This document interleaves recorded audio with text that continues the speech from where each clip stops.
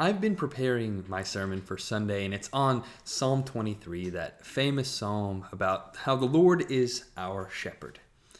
But I've made a connection, and noticed a connection, one that I won't be able to bring up on Sunday, that I wanted to share with you all. So this whole psalm is about the Lord's provision and how he is a great leader and caretaker for us.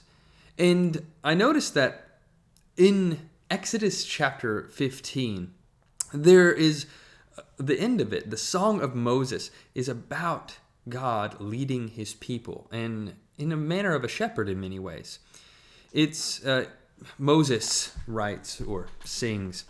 He says in verse 13, "In your steadfast love, you led the people whom you redeemed. You guided them by your strength to your holy abode." I'll stop there for a minute. These words here for leading and guiding are used in Psalm 23 in the beginning, talking about how he leads us and guides us in paths of righteousness and into by streams of water. And then where it says your holy abode, that word abode can be translated as a grazing place.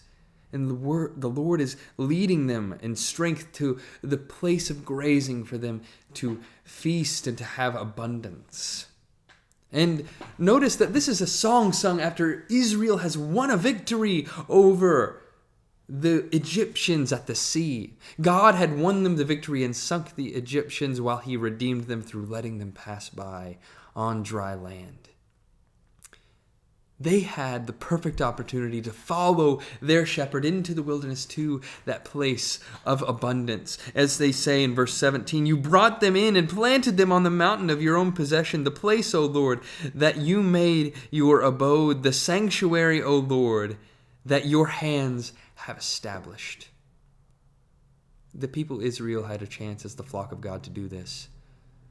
But instead, they chose in every turn to turn away from their shepherd and not to follow him. Where he could have led them into green pastures of abundance, they decided to complain. They decided that they did not trust God and that he would provide. When he could lead them through safety, they were scared and they feared that the other nations were going to take them over and conquer them. Whenever he was going to lead them into the land of promise, they thought that they could not win the victory in the presence of their enemies. And so at every turn, they decided not to trust their shepherd and went their own way, as it says in Isaiah 53. But the thing is that we realize that with Israel, all the problems happen whenever we turn away from our shepherd. But all that God invites us to, a life of abundance, a life of security, a life of rest and refreshment and victory, all those things God will give us if we just follow him. And that's what it means to be a disciple of Jesus, and that is to follow the Good Shepherd. And I hope that we will choose to trust God instead of choose fear and distraction and other false senses of abundance and security in life. And choose to follow the one who can truly give us those things in the fullest extent possible.